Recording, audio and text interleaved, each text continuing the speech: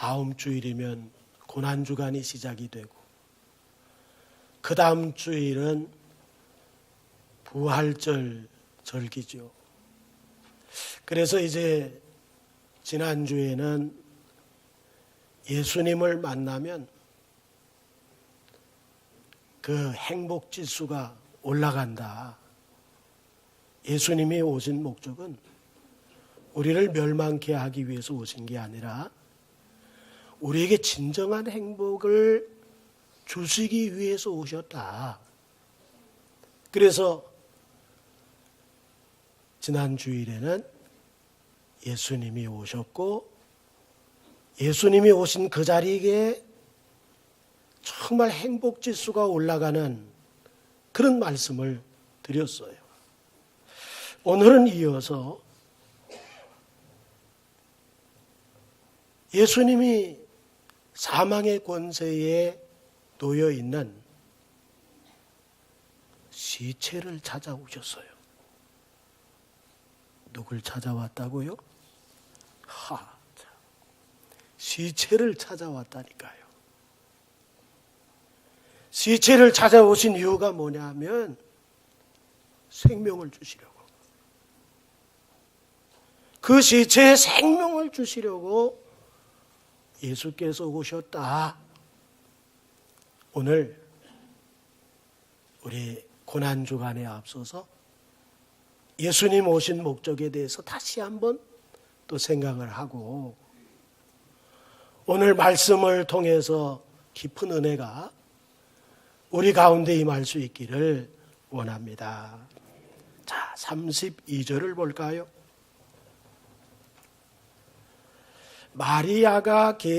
마리아가 예수 계신 곳에 가서 배웠고 그 발 앞에 엎드려 이르되 주께서 여기 계셨더라면 내 오라버니가 죽지 아니하였겠나이다.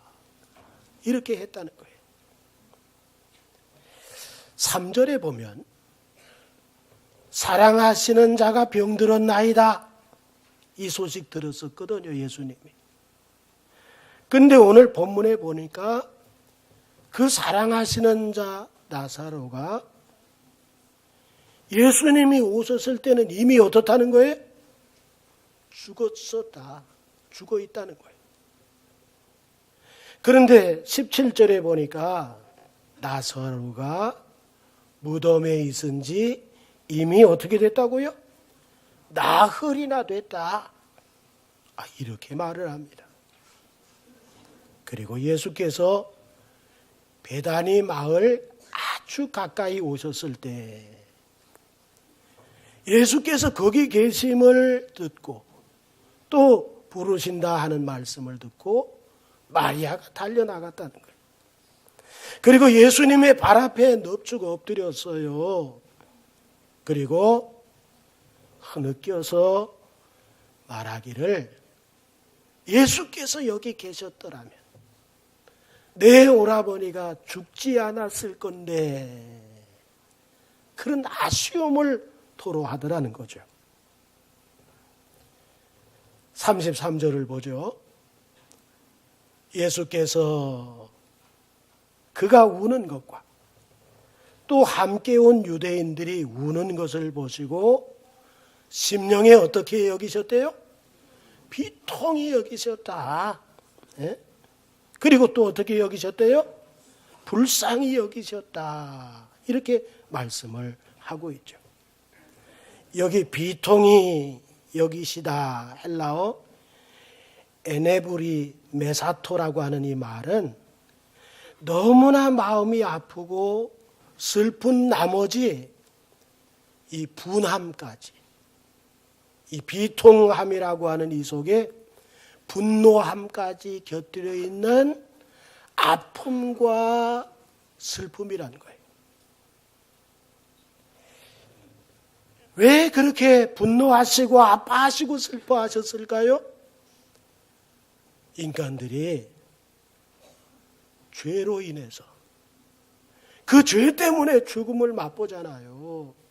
그런데 이 육체적 죽음은 그렇다 하더라도 정말 비통한 것은 뭡니까? 하나님과의 관계가 떨어져 나가는 죽음이죠. 뭐 때문에 이렇게 왔다는 거예요? 죄 때문에. 이런 죄로 인해서 당하는 인간들의 상태를 보면서 주님은 어떻게 하셨다? 비통하게 여기셨다. 분노하셨다. 그래서 하나님이 육신을 입고 이 세상 가운데 오실 수밖에 없는 이유가 된다는 거죠. 이 사실을 로마서 5장 17절에 말하죠. 뭐라고 얘기합니까? 한 사람의 그 범죄, 죄로 말미암아서 그 사람이 누구예요? 아담이에요. 인류 조상이죠. 인류의 조상 아담 한 사람의 범죄로 말미암아 그 사망이 그 한 사람 때문에 모든 인류에게 어떻게 했다고요? 왕노릇 했다. 모든 사람들을 그 죄 가운데 놓이게 했다. 이렇게 말씀을 해요. 더욱 은혜와 의의 선물을 넘치게 받은 자들 누구죠? 예수 믿고 구원받은 자들이지. 이 구원받은 자들은 한 분 예수 그리스도를 통하여 뭐가 왕노릇한다고요? 생명 안에서 왕노릇한다. 이게 예수 오신 목적이에요. 예수 만나면 어떻게 된다고요? 생명 안에서 왕노릇한다. 예수 만나기 전까지는 죄로 말미암아서 사망이 여전히 장악을 하고 있는 거예요. 하나님과 단절되어 있죠. 죽으면 영원한 지옥으로 가는 거잖아요.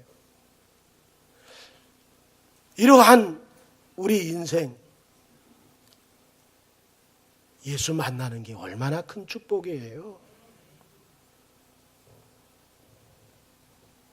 그래서 지금 예수님이 지금 어디 계세요?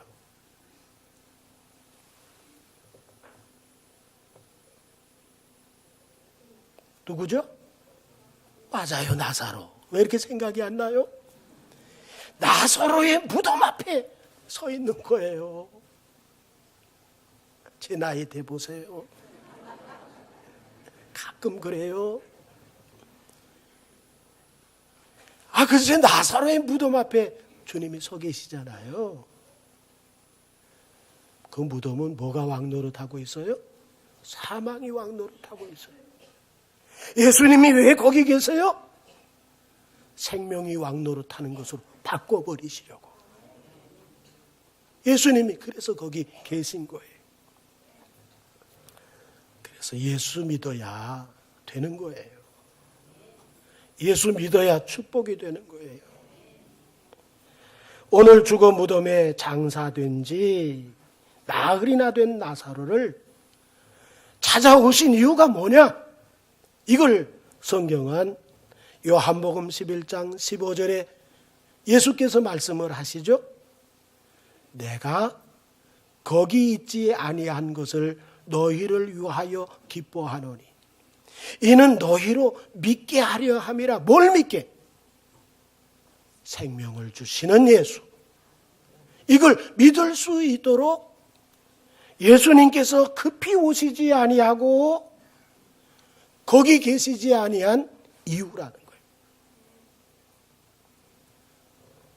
오늘 예수님이 죽음 앞에 고통하며 서 있는 우리, 질병으로 고난당하고 있는 우리, 사랑하는 이와 이별을 하고 아파하는 우리, 많은 걸 잃어버리고 힘겨워하는 우리를 찾아오셔서 이길 수 있도록 이 사망의 그림자를 몰아내 주시고 생명으로 가득하게 하시기를 원하신다는 것을 오늘 본문을 통해서 우리가 간접적으로 교훈으로 받는 거죠.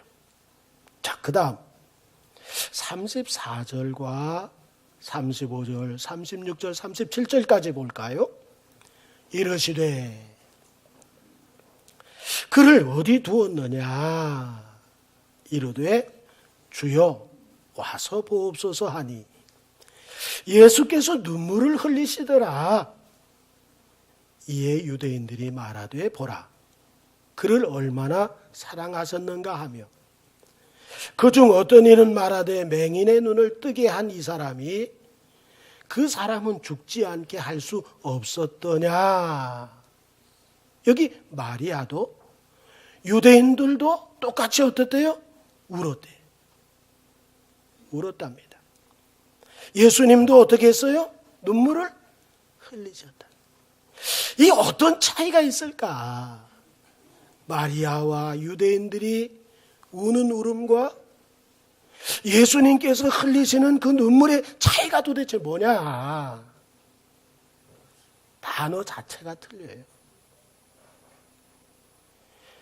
마리아와 유대인들이 울었다고 하는 그 운 것은 헬라어 클라이오예요. 이것은 소리 내어서 이렇게 우는 거예요. 때로는 호나하는 소리 알죠? 아이고 아이고 그거죠. 그런데 예수님의 눈물은 클라이오가 아니에요. 에다크리셴이라고 하는 말인데 이 에다크리셴은 조용히 흘러내리는 눈물인데 무엇 때문에 조용히 흘러내리는 눈물을 흘리시는가? 죄 때문에 사망에 매여서 고통당하는 인간들을 바라보면서 애통해하는 비통해하는 그래서 가슴이 아파서 흘러내리는 눈물이라는 거죠. 우리는 이 에다크리셴이라고 하는 예수님이 조용히 흘러내리는 눈물의 의미를 어느 정도 알죠. 예수 믿고 나니까 알겠어요. 왜 그분이 눈물을 흘리셨는지. 아, 그렇구나. 죄로 인해서 사망을 당할 수밖에 없는 처지에 놓여진 인간들을 불쌍히 여기시면서 흘려졌던 그런 눈물이었구나. 그러나 클라이오라고 하는 이 눈물은 헤어짐을 안타까워서 흘리는 우리 인간 속에서 나눈 눈물이잖아요. 아무개가를 먼저 떠나보내고 그저 눈물이 마를 날이 없는 거예요. 이 클라이오라고 하는 것은 헤어짐에 대한 안타까움에서 터져나오는 눈물이잖아요. 주님의 눈물은 뭐예요? 죄로 인해서 고통당하는 인간을 바라보면서 흘리는 눈물이에요. 차원이 얼마나 달라요. 우리의 눈물이 어떻게 바뀌어야 될까요? 주님의 눈물과 같이 죄 가운데에서 고통당하고 있어 사망에 붙들려 있는 아무개를 바라보면서 흘리는 눈물은 바로 주님의 눈물이 돼야 되죠.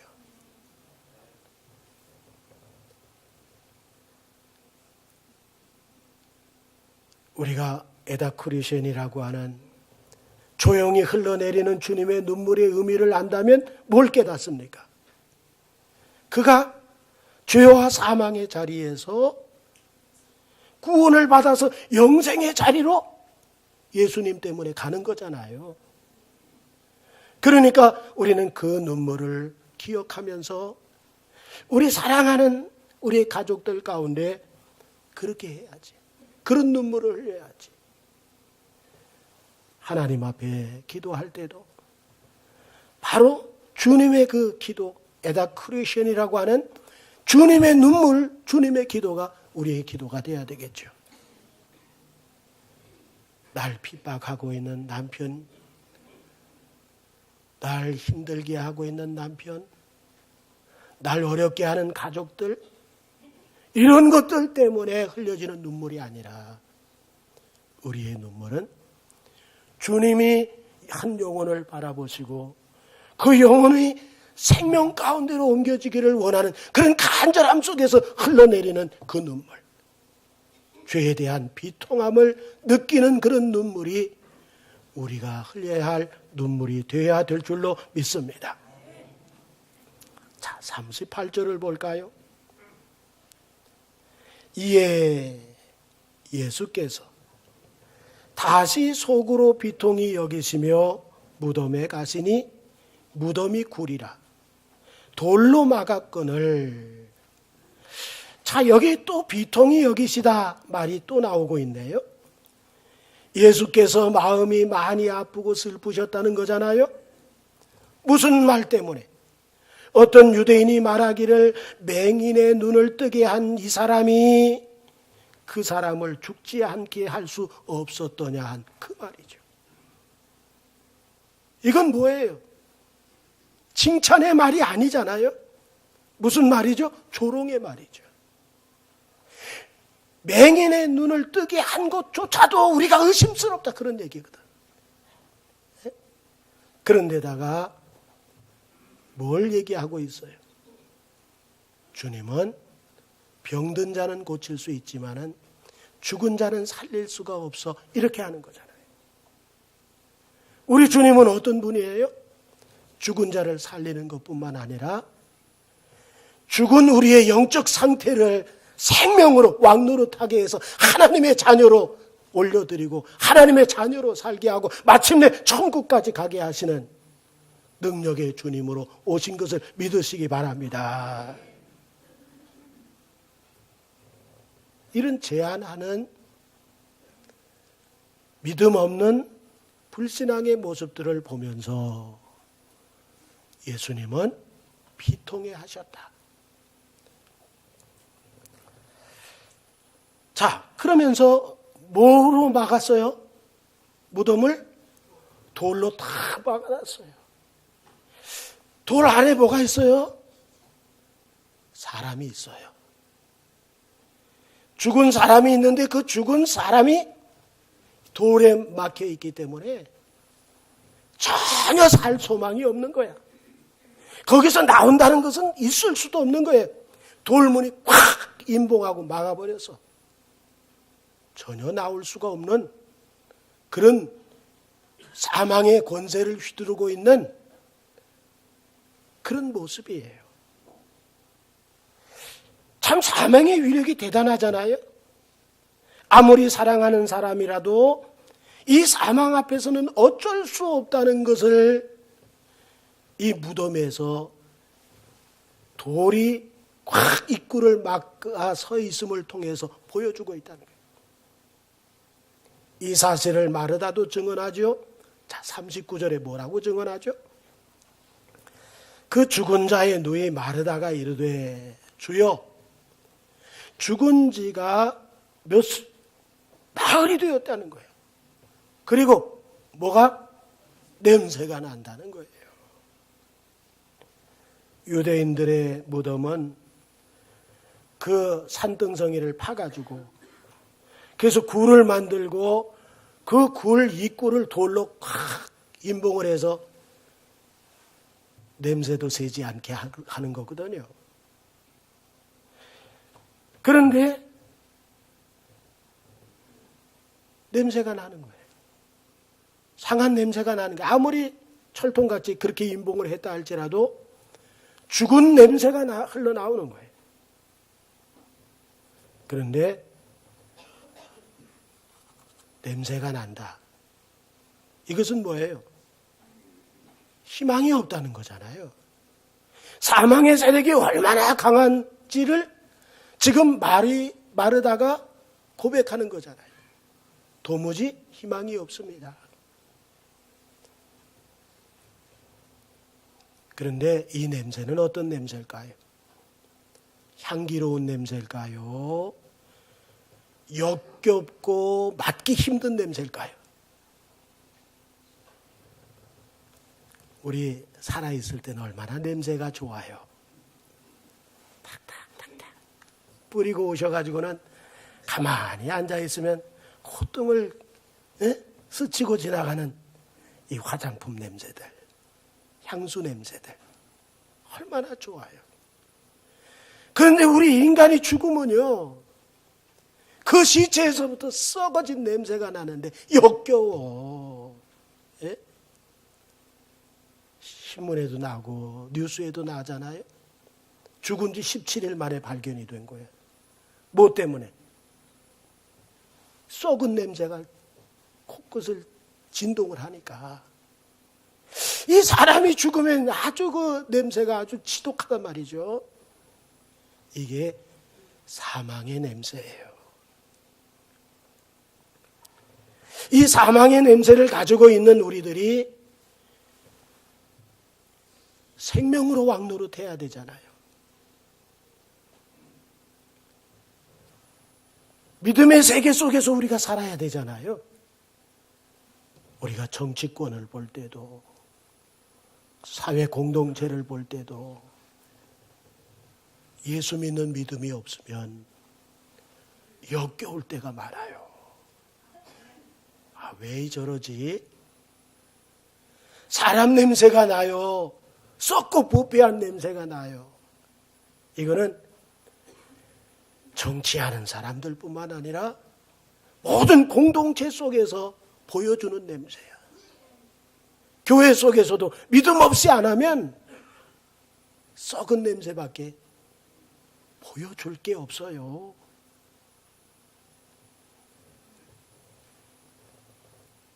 이처럼 나흘이나 되어진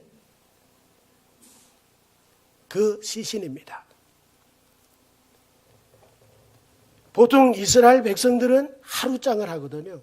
왜? 날씨가 아주 무더워가지고 이틀 둘 수가 없어. 바로 죽으면 나가는 거예요. 예? 그러니까 죽은 지 나흘이나 무덤에 있은 지 나흘이나 똑같은 말이야. 예?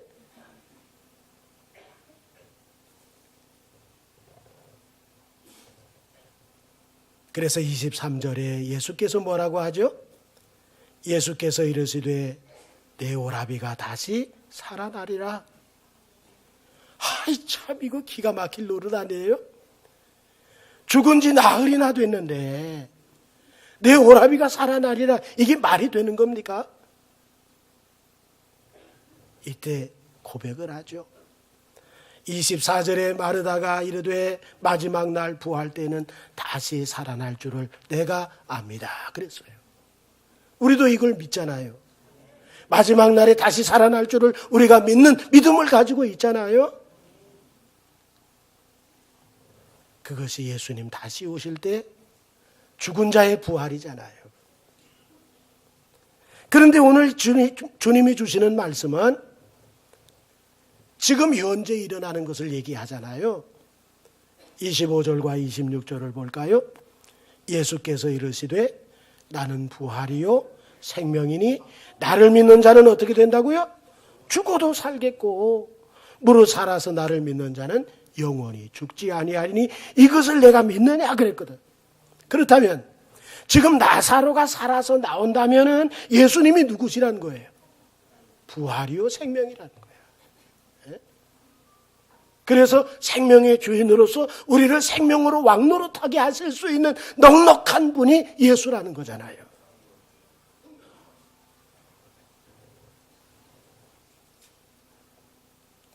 나사로가 살아서 나온다면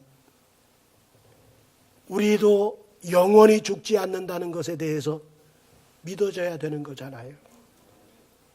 그래서 40절에 보니까 예수께서 이르시되 내 말이 내가 믿으면 하나님의 영광을 보리라 하지 아니하였느냐 하시니 하나님의 영광을 믿을 때 보는 거예요. 자, 어떻게 됐어요? 41절로 42절을 보세요. 돌을 옮겨 놓으니 예수께서 눈을 들어 우러러보시고 이르시되 아버지여 내 말을 들으신 것을 감사하나이다. 항상 내 말을 들으시는 줄을 내가 알았나이다.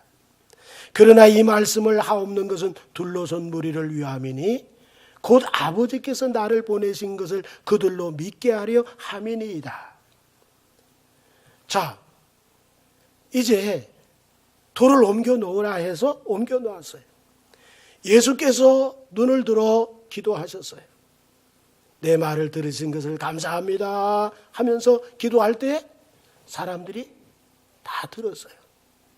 내 말 들으시는 줄을 내가 알았나이다. 이렇게 말하는 것은 둘러선 무리를 위함이니 하나님 아버지께서 그리스도를 이 세상에 보내신 줄을 믿게 하려고 했다는 거예요. 어떻게 됐어요? 나사로가 말씀대로 살아나온다면 뭡니까? 하나님이 보내신 자로구나.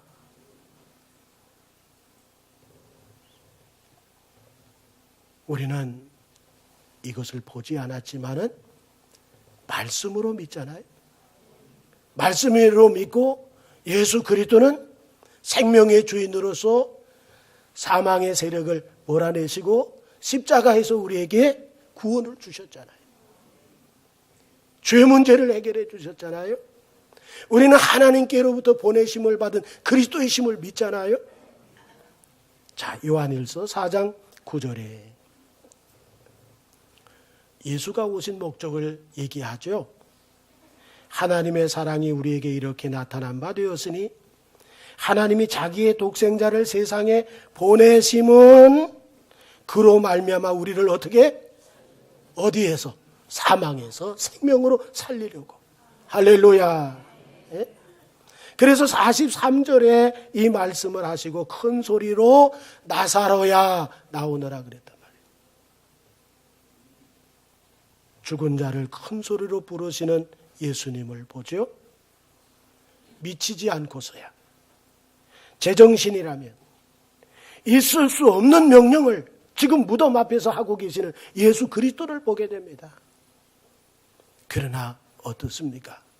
만약 반응하고 나온다면 예수 그리스도가 누구십니까? 사망을 당한 자에게 생명을 주시는 분, 죄로 말미암아서 멸망당하는 자에게 구원을 주시는 분, 정말 그 가운데서 걸어서 나온다면 어떻습니까? 하나님이 보내신 자 예수 그리스도가 맞구나. 그는 하나님이시면서 사람으로 오신 우리를 구원하시기 위해서 오신 그리스도가 맞구나.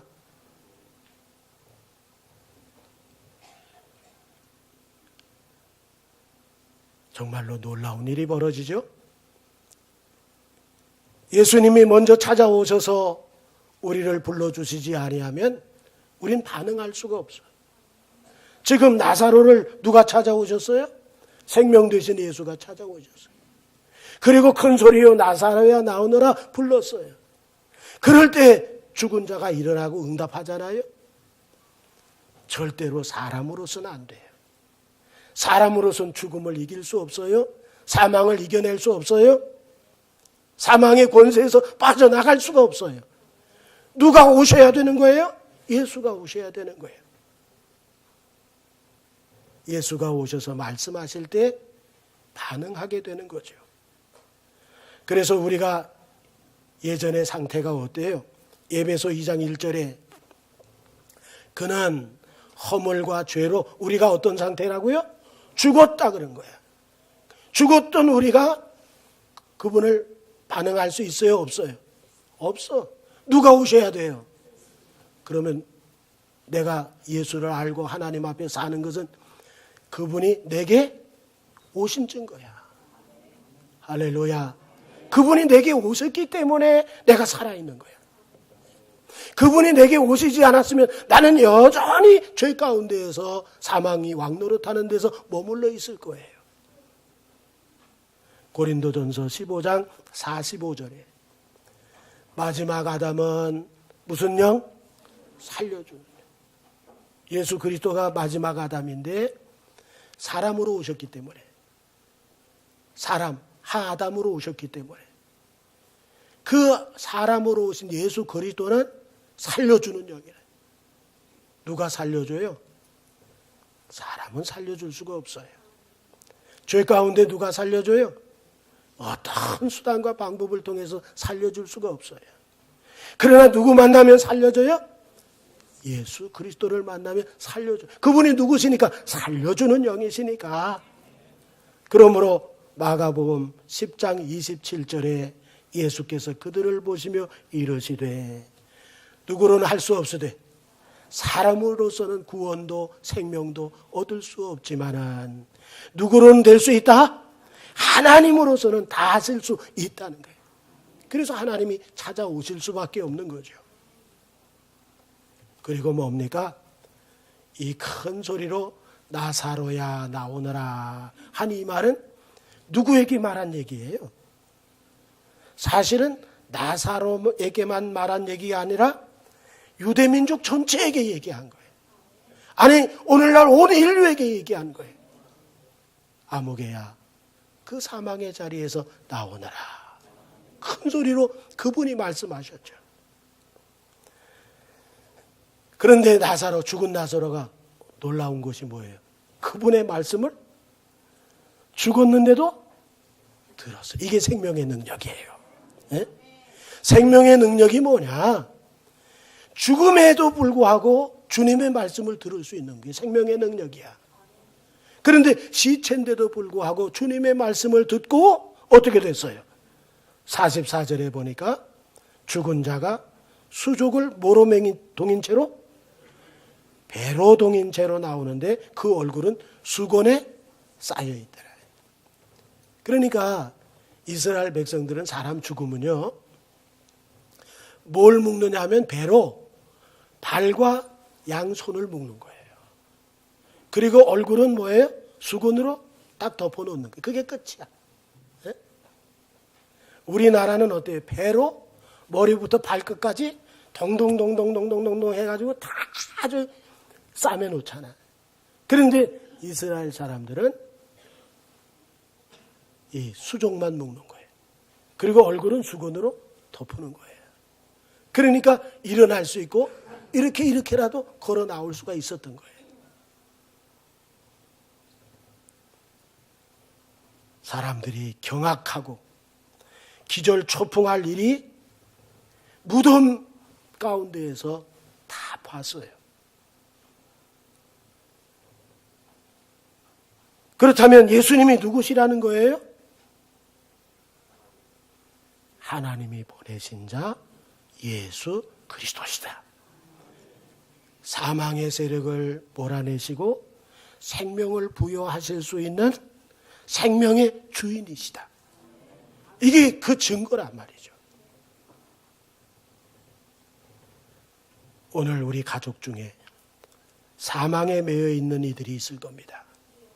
아직도 예수를 믿지 못하고 믿음에 서 있지 못한 분들이 있을 겁니다.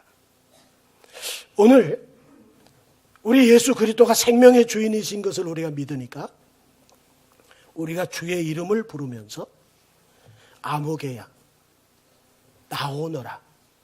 사망 가운데에서 나올 것을 우리 한번 명령해 보십시다. 우리 한번 하겠습니다. 예수의 이름으로 아무개야 나오너라. 아무개야는 우리들이 불러야지. 아무개야 그러면 안 되지. 에? 우리 가족 중에 누구 이름을 불러야지. 예수 이름으로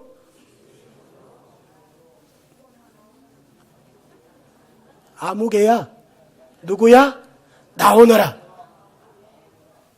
나오게 되기를 주의 이름으로 축원합니다.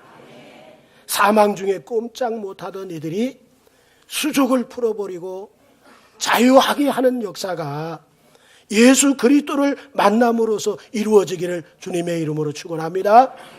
그래서 요한복음 5장 25절에 진실로 진실로 너희에게 이르노니 죽은 자들이 하나님의 아들의 음성을 들을 때가 오나니 곧 이때라. 듣는 자는 어떻게 되리라? 그래서 우리가 살아나서 예수 앞에 나와서 하나님을 찬양하는 거예요. 이게 살아있는 자들이에요. 우리가 누구 만난 거예요? 예수 만난 거예요. 그분이 누구예요? 생명의 주인이에요. 우리는 예수 안에서 주님을 만났기 때문에 사망의 그늘에서 놓여가지고 사망의 왕노릇한 데서 뭘로 바뀐 거예요? 생명의 왕노릇하는 것으로 바뀌어버린 거예요. 오늘 우리는 어떤 삶에 있든지 이제 주님이 나를 만나러 오셨고 나가 주님을 만났으니 이제는 어떠한 그 사망의 그늘에서부터 벗어나서 생명으로 능력 가운데 힘있게 사시는 분들이 되기를 주의 이름으로 축원합니다. 기도하겠습니다.